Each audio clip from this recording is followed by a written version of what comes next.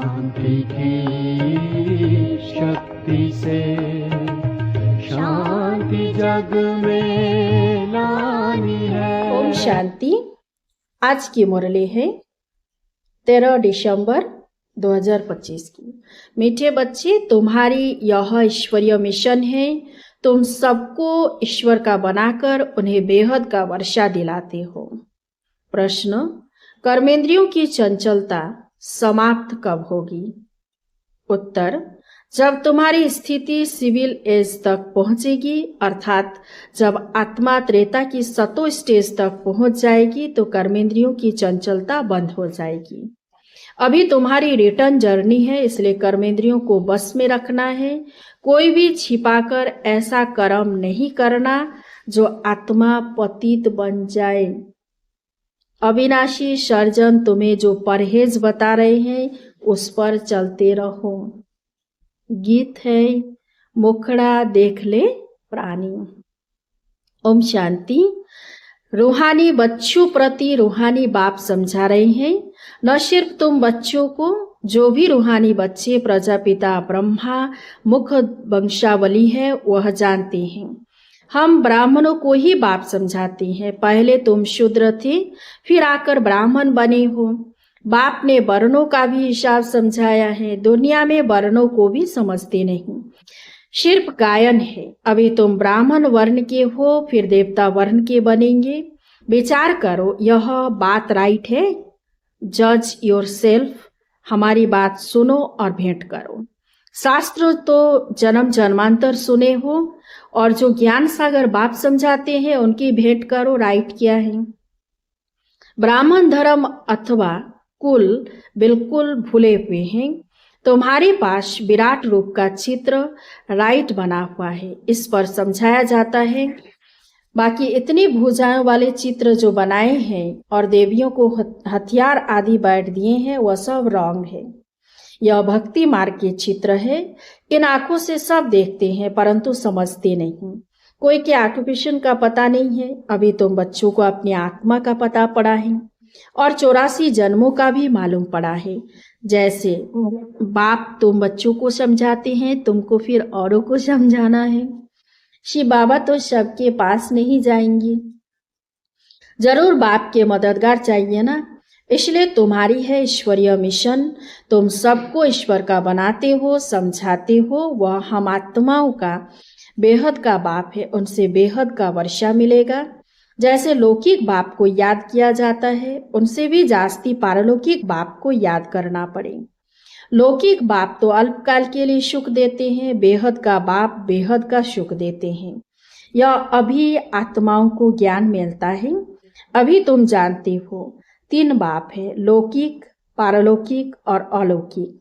बेहद का बाप अलौकिक बाप द्वारा तुमको समझा रहे हैं। इस बाप को कोई भी जानते नहीं। ब्रह्मा की बायोग्राफी का किसी को पता नहीं है।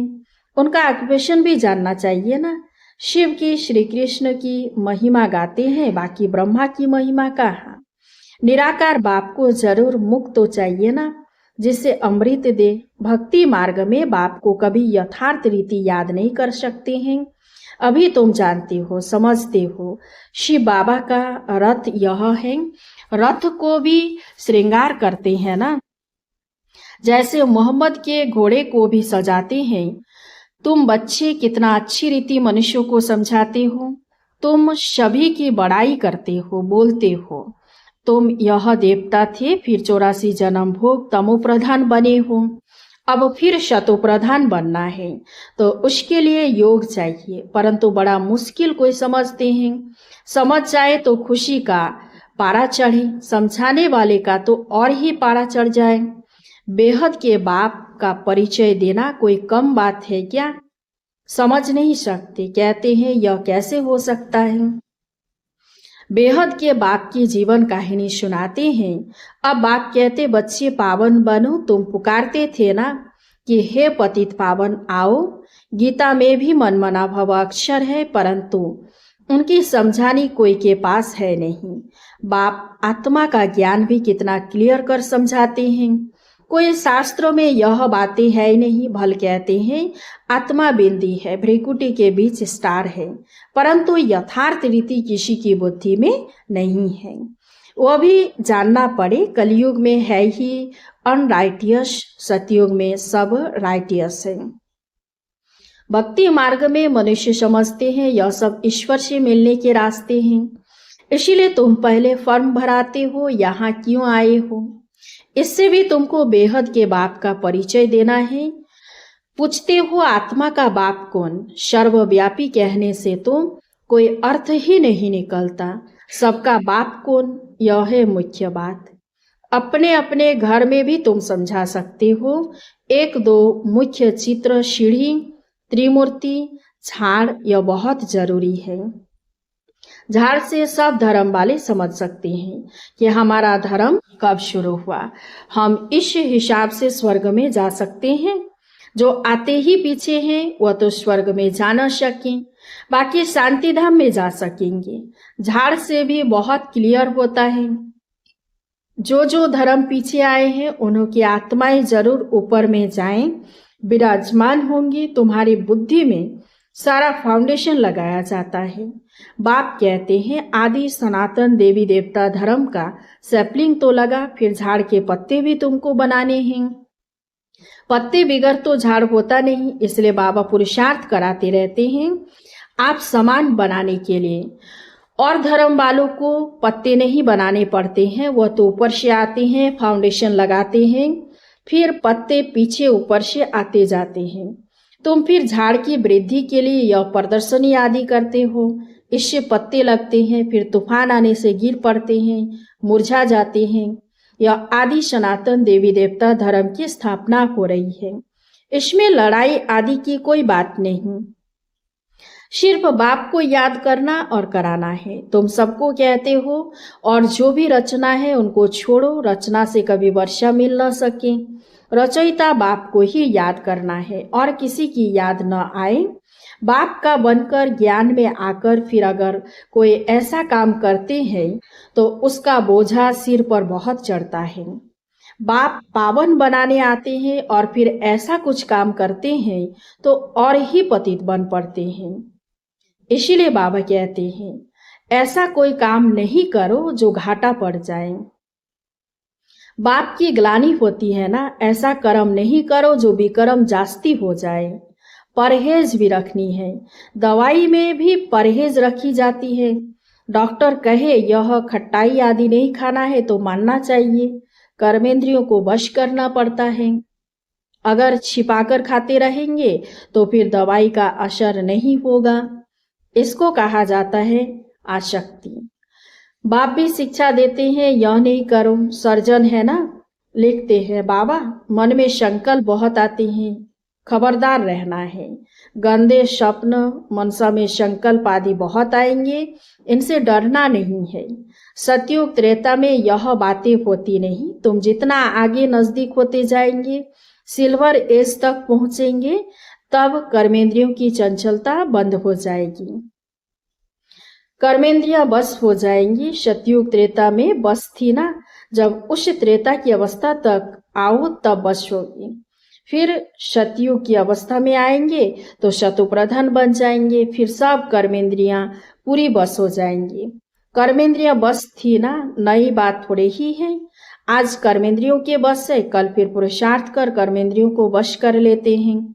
वह तो 84 जन्मों में उतरते आए हैं, अभी रिटर्न जर्नी है। सबको शतुप्रधान अवस्था में जाना है। अपना चार्ट देखना है, हमने कितने पाप कितने पुण्य किए हैं।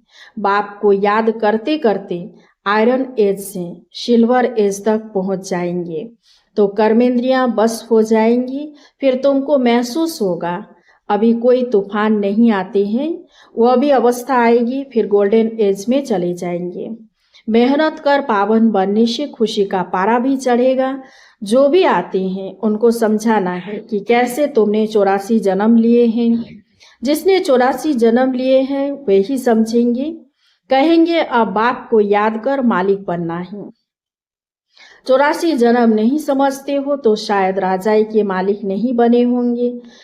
हम तो हिम्मत दिलाते हैं, अच्छी बात सुनाते हैं, तुम नीचे गिर पड़ते हो। जिसने 84 जन्म लिए होंगे उनको झट स्मृति आएगी। बाप कहते हैं तुम शांति धाम में पवित्र तो थे ना, अब फिर तुमको शांति धाम सुख धाम में जाने का रास्ता बताते हैं, और कोई भी रास्ता बता ना सके। शांति धाम में भी पावन आत्माएं ही जा सकेंगी। जितना खाद निकलती जाएगी उतना उच्च पद मिलेगा। जो जितना पुरुषार्थ करे, हर एक के पुरुषार्थ को तो तुम देख रहे हो। बाबा भी बहुत अच्छी मदद करता है। यह तो जैसे पुराना बच्चा है, हर एक की नब्ज को समझते हो ना।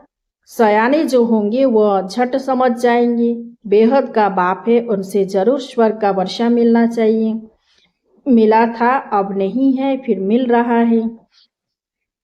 एम ऑब्जेक्ट सामने खड़ा है। बाप ने जब स्वर्ग की स्थापना की थी तुम स्वर्ग के मालिक थे, फिर 84 जन्म ले नीचे उतरते आए हो। अभी है यह तुम्हारा अंतिम जन्म। हिस्ट्री रिपीट तो जरूर करेगी ना। तुम सारा 84 का हिसाब बताते हो। जितना समझेंगे उतने पत्ते बनते जाएंगे। तुम भी बहुतों को आप समान बनाते हो ना। तुम कहेंगे हम आए हैं सारे विश्व को माया की जंजीरों से छुड़ाने। बाप कहते हैं मैं सबको रावण से छुड़ाने आता हूँ। तुम बच्चे भी समझते हो बाप ज्ञान का सागर है। तुम भी ज्ञान प्राप्त कर मास्टर ज्ञान सागर बनते हो ना। ज्ञान अलग है, भक्ति अलग है। तुम जानते हो भारत का प्राचीन राजयोग बाप ही सिखलाते हैं, कोई मनुष्य सिखला नहीं सकते। परंतु यह बात सबको कैसे बताएं। यहाँ तो असुरों के विघ्न भी बहुत पड़ते हैं। आगे तो समझते थे शायद कोई किचड़ा डालते हैं, अभी समझते हो यह विघ्न कैसे डालते हैं। नाथिंग न्यू, कल पहले भी यह हुआ था। तुम्हारी बुद्धि में यह सारा चक्र फिरता रहता है। बाबा हमको सृष्टि के आदि मध्य अंत का राज समझा रहे हैं। बाबा हमको लाइट हाउस का भी टाइटल देते हैं। एक आंख में मुक्ति धाम, दूसरी आंख में जीवन मुक्ति धाम। तुमको शांति धाम में जाकर फिर सुख धाम में आना है। यह है ही दुख धाम। बाप कहते हैं इन आंखों से जो कुछ तुम देखते हो उनको भूलो, अपने शांति धाम को याद करो। आत्मा को अपने बाप को याद करना है। इसको ही अव्यभिचारी योग कहा जाता है। ज्ञान भी एक से ही सुनना है, वह है अव्यभिचारी ज्ञान। याद भी एक को करो, मेरा तो एक दूसरा ना कोई। जब तक अपने को आत्मा निश्चय नहीं करेंगे तब तक एक की याद आएगी नहीं। आत्मा कहती है मैं तो एक बाबा की ही बनूंगी, मुझे जाना है बाबा के पास। यह शरीर तो पुराना जर्जरीभूत है, इनमें भी ममत्व नहीं रखना है। यह ज्ञान की बात है। ऐसे नहीं कि शरीर की संभाल नहीं करनी है, अंदर में समझना है यह पुरानी खाल है, इनको तो अब छोड़ना है। तुम्हारा है बेहद का सन्यास, वह तो जंगल में चले जाते हैं। तुमको घर में रहते याद में रहना है। याद में रहते रहते तुम भी शरीर छोड़ सकते हो। कहाँ भी हो तुम बाप को याद करो। याद में रहेंगे स्वदर्शन चक्रधारी बनेंगे तो कहाँ भी रहते तुम उच्च पद पा सकेंगे। जितना इंडिविजुअल मेहनत करेंगे उतना पद पाएंगे। घर में रहते भी याद की यात्रा में रहना है। अभी फाइनल रिजल्ट में थोड़ा टाइम पड़ा है, फिर नई दुनिया भी तैयार चाहिए ना। अभी कर्मातीत अवस्था हो जाए तो सूक्ष्म वतन में रहना पड़े। सूक्ष्म वतन में रहकर फिर जन्म लेना पड़ता है। आगे चलकर तुमको सब साक्षात्कार होगा। अच्छा, मीठे मीठे सिकिलधे बच्चों प्रति माता पिता बाप दादा का याद प्यार और गुड मॉर्निंग। रूहानी बाप की रूहानी बच्चों को नमस्ते। हम सब रूहानी बच्चों की रूहानी बाप दादा को याद प्यार और गुड मॉर्निंग। नमस्ते नमस्ते नमस्ते। धारणा के लिए मुख्य सार 1 नंबर, एक बात से ही सुनना है, एक की ही अव्यभिचारी याद में रहना है। इस शरीर की संभाल रखनी है लेकिन ममत्व नहीं रखना है। 2 नंबर, बाप ने जो परहेज बताई है उसे पूरा पालन करना है। कोई भी ऐसा कर्म नहीं करना है जो बाप की ग्लानि हो, पाप का खाता बने। अपने को घाटे में नहीं डालना है। वरदान, 3 सेवाओं के बैलेंस द्वारा सर्वगुणों की अनुभूति करने वाले गुण मूर्त भव। जो बच्चे संकल्प, बोल और हर कर्म द्वारा सेवा पर तत्पर रहते हैं वे ही सफलता मूर्त बनते हैं। तीनों में मार्क्स समान है। सारे दिन में तीनों सेवाओं का बैलेंस है तो पास विद ऑनर व गुण मूर्त बन जाते हैं। उनके द्वारा सर्व दिव्य गुणों का श्रृंगार स्पष्ट दिखाई देता है। एक दूसरे को बाप के गुणों का व स्वयं की धारणा के गुणों का सहयोग देना ही गुण मूर्त बनना है, क्योंकि गुण दान सबसे बड़ा दान है। स्लोगन, निश्चय रूपी फाउंडेशन पक्का है तो श्रेष्ठ जीवन का अनुभव स्वतः होता है। अब व्यक्ति सारे अब संपन्न व कर्मातीत बनने की धुन लगाओ। पिछले कर्मों के हिसाब किताब के फलस्वरूप तन का रोग हो, मन के संस्कार अन्य आत्माओं के संस्कार से टक्कर भी खाते हो, लेकिन कर्मातीत कर्म भोग के बस न होकर मालिक बन हिसाब चुकतू करावे। कर्म योगी बन कर्म भोग चुकतू करना, यह है कर्मातीत स्थिति की निशानी। प्रैक्टिस करो अभी अभी कर्म योगी, अभी अभी कर्मातीत स्टेज। अच्छा, ओम शांति। इस चैनल को सब्सक्राइब कीजिए, लाइक कीजिए, कमेंट कीजिए और शेयर कीजिए। शांति की शक्ति से शांति जग में